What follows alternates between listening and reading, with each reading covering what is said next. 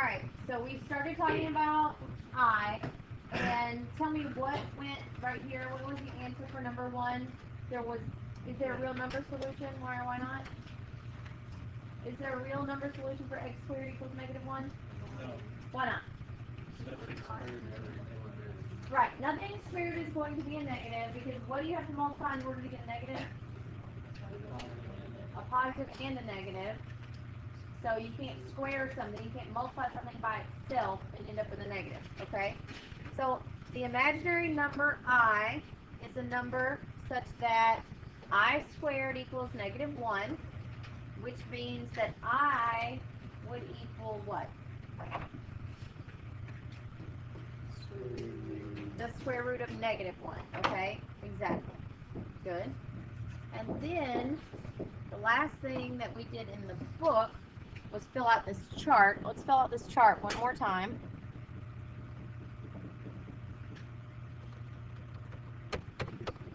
Yeah, or let's just erase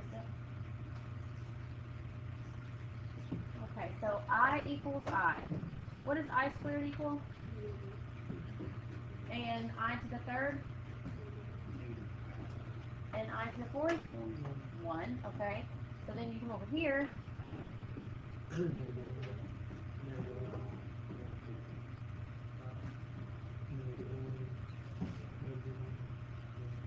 And the pattern that we saw in the table, it repeats every 4.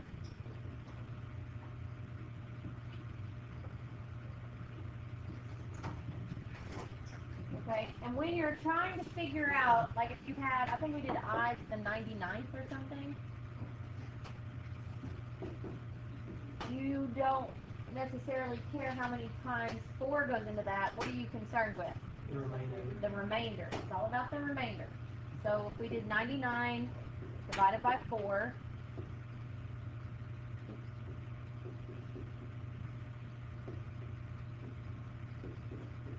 I don't care about the 24, right? I care about the 3. So I to the 99th would equal what?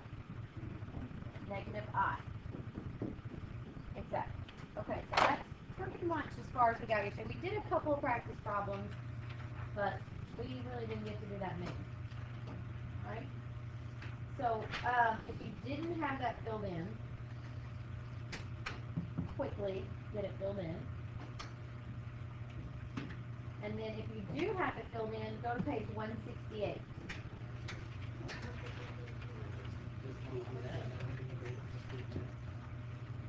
And on 168, do number 7.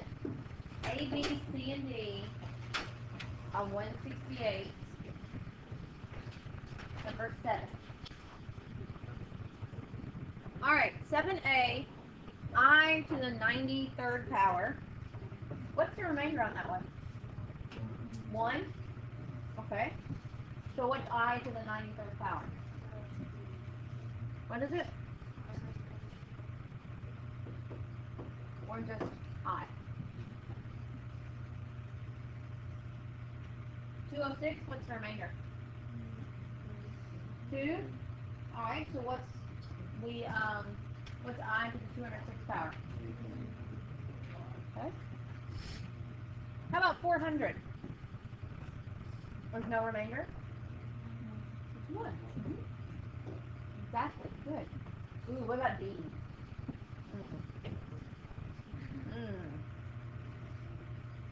Harper, you've been doing like that. It's not that bad.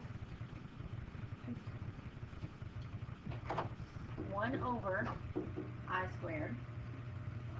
That's how you make them positive. What's I squared? Negative 1. What's 1 over negative 1? Negative 1. Yeah. Really not bad.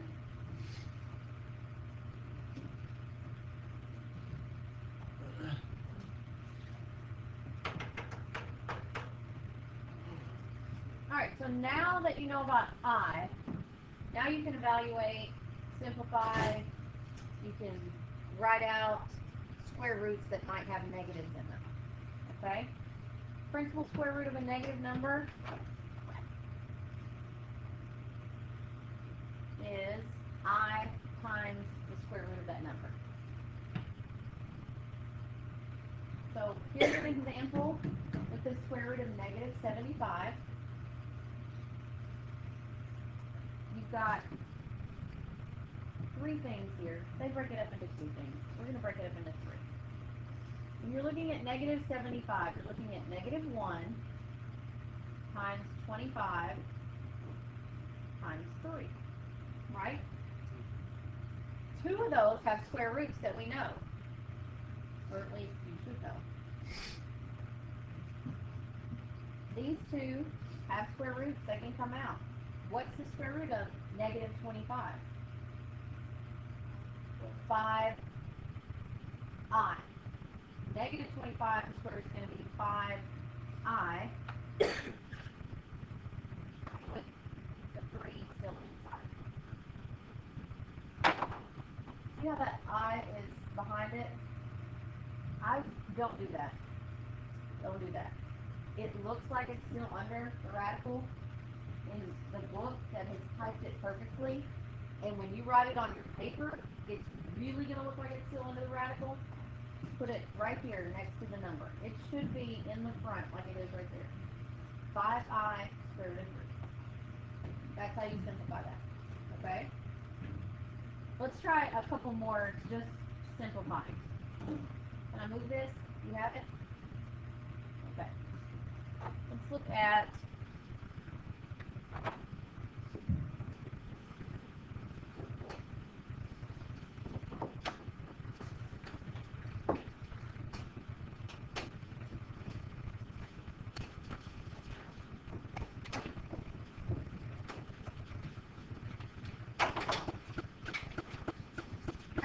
these two.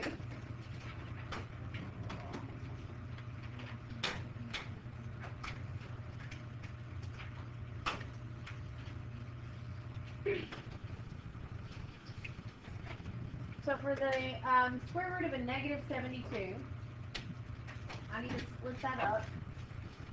I'm going to say that's a negative 1. What goes into 72? Right now? No. It's even. 8, 9, 2. Yeah? Which one do you want to use? You want to use 8 and 9?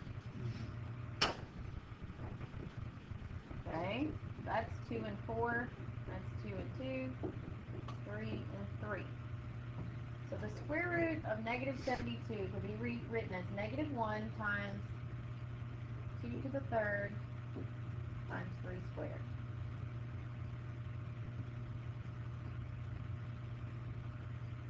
Or, if I rewrote it like this,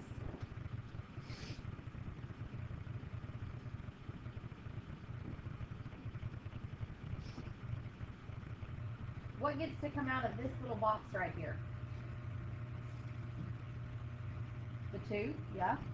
One of the 2's get to come out. That one has to stay. Why does this one come out and that one stay? What's the difference between them? Yeah, this is being squared, right? And this is a square root.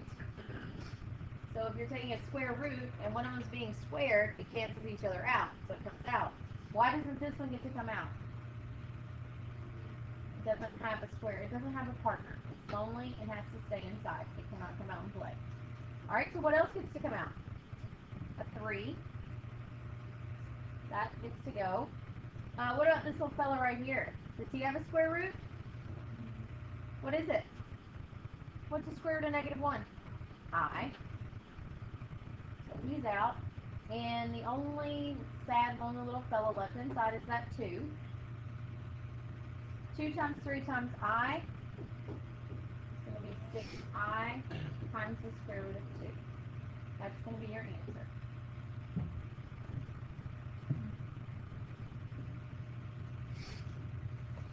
Alright, let's look at the 27 over here. This negative 27. I'm going to break it down.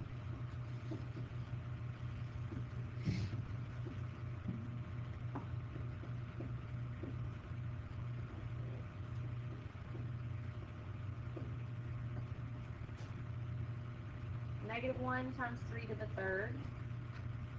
So what's going to happen here with those 3's? It's 3 to the third.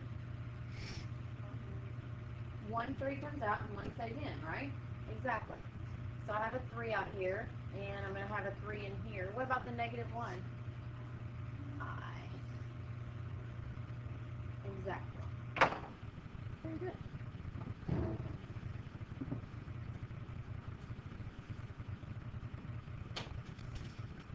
All right, look at number 8 back in your book. Georgette has done something wrong.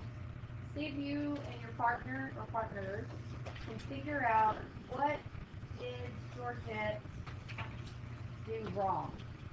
What she did, Georgette is wrong. Figure out why.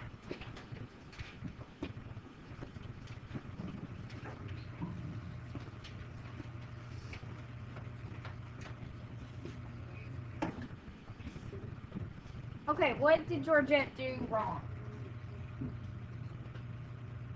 What did she do wrong? She put the negative outside the square root. Right, what should be outside of the square root? 4i. Yeah, because what's the square root of negative 1? I. Yes. So she is incorrect because the negative came out when it should be an I that's out. That answer should be 4i square root 2. Exactly. Try number 9 with Jen and Tammy.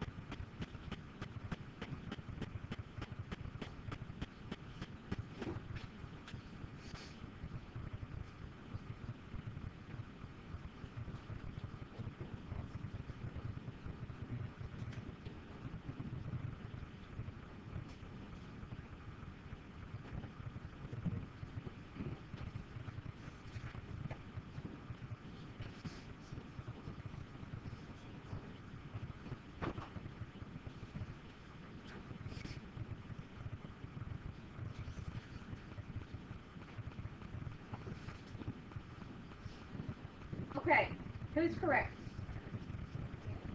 Tammy is correct. Why is Tammy correct?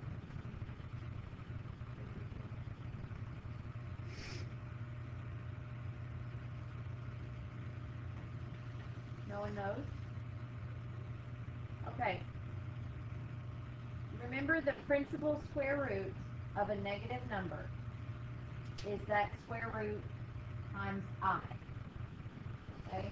The principal square root of a negative number is that number times I. So when we have these, we don't get to do this. We don't get to just forget that there's a negative number there. It's not allowed. We have to go here first. We can't. We have to go 2i times 2i. Go back to the definition. Definition for the principal square root, which is what they're asking for here, that's the principal square root, is that number times I. So you can't just toss away the negative. You have to have the I in it somehow. And 2i times 2i would be 4i squared. I squared is negative 1. 4 times negative 1 is negative 4. Okay. Let's try 10, A, B, and C. I'm going to give you a couple of minutes to try that with your partner, those 3 with your partner, and then I'll work in with you. Let's try 10, A, B, and C. Alright, so square root of 64. You've known that one for a long time. What's the square root of 64? 8. Yes. That part, done. Do I need to put an I on that? Why not? We're doing I's today, class. It's not negative. It's just 64. Alright?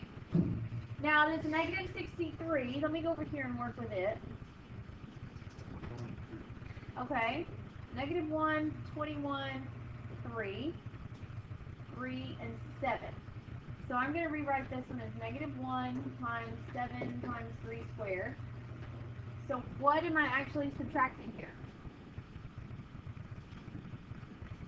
3i times the square root of 7. Can I take 3i times the square root of 7 out of 8? No, they're not like terms. Okay, you're done. You're finished. Circle it, highlight it, whatever you do to your answers, that's it. That's your answer. Okay? On B, does anything go into 13 other than 1 and 13? No, that's because it's prime. That's a prime number. Remember that from a long time ago? Yeah. The square root of 13 is not 6.5. Okay? Don't forget how to math. Okay? But what can be simplified here?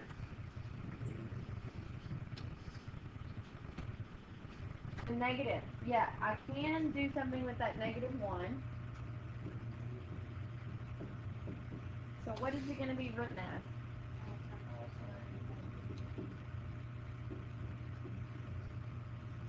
Can I do anything else with this? No, I'm finished. That's it. Done.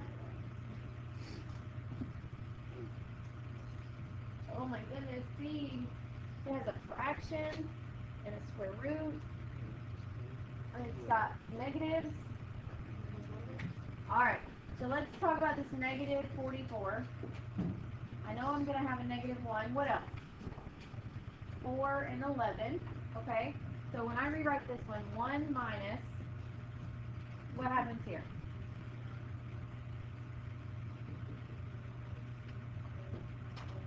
Wait, not -1. 2i square root of 11. Yes. 2i. You can leave it like that.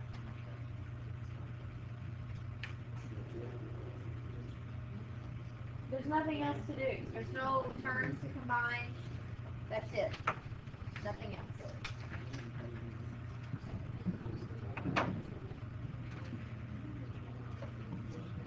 Alright, look at those papers that we pulled out of the book.